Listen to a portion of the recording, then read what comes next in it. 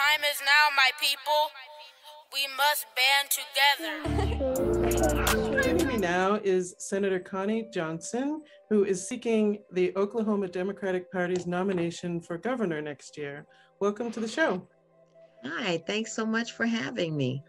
Yes, I think it's wonderful that you're here when we're talking about creating a peaceful life. And as a public servant, I think it's important to think about that with your constituents and the people of the country. So how do you feel like government can help contribute to creating a peaceful life for people? I think all people want to be happy. That's always been my number one goal in my life, is to be happy. Mm-hmm. And so that's different things for different people. And people live in a society where, as long as they aren't harming anyone else, we literally have that freedom and liberty to be happy.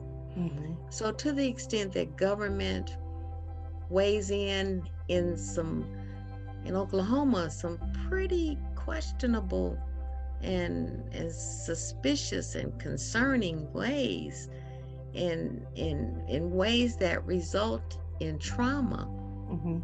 on families. We're a state of people overcoming trauma, Mm-hmm. and the acronym is intended. Mm-hmm. That spells POT. Mm-hmm. There So you go. I'm the mother of the medical cannabis movement in Oklahoma. I saw that, and I think it's fantastic and perfect for this show. So I love that acronym. Thank you. Yes, let's talk about that a little bit. Yeah. Well, and so it goes without saying that people who medicate seem to just be happier. Mm-hmm. They're not weighed down with things don't go away, their problems don't go away, but how they feel about them go away. Right. You can't really fix everything. All you can really fix is how you feel about it, right? Right. Mm-hmm. So, but to continually feel frustrated is not happy. Mm-hmm. To continue to feel fearful, as in the cases of mothers whose Black sons might go out in the evening, that's not acceptable. I completely agree. And because of that, government or police or however, all of it interferes with that quest for happiness and peace. Mm-hmm. And they even locked people up prior to us legalizing it in 2018. And there's still people languishing in jail behind something that's now legal. But prior to that, they locked us up for even medicating to be happy.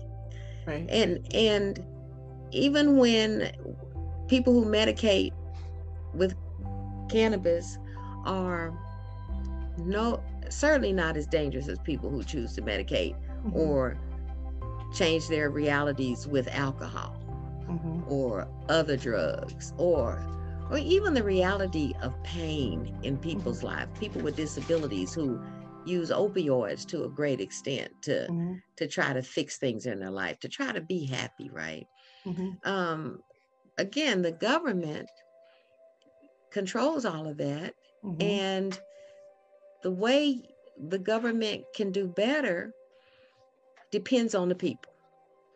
Right. Because Mm-hmm. the people can do better to find out who is seeking to represent them, who wants to continue with the trauma, Mm-hmm. right? Who's okay for people to be run over by a car in the middle of a protest, who are okay with us not being able to do critical race theory in education anymore in Oklahoma, and a woman not to have the right to an abortion, right? Reproductive health care services, and know who those people are, and just decide, I'm not happy with that person, I'm not going to vote for them.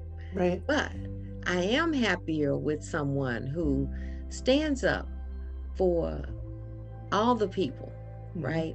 Who supports all people's votes rising, because that's the only way we can all be happy. If there's, like they say, a mother is only as happy as her saddest child. Isn't that the truth? Isn't that the truth? Think about it. Yes. On any given time, one of your kids is not happy.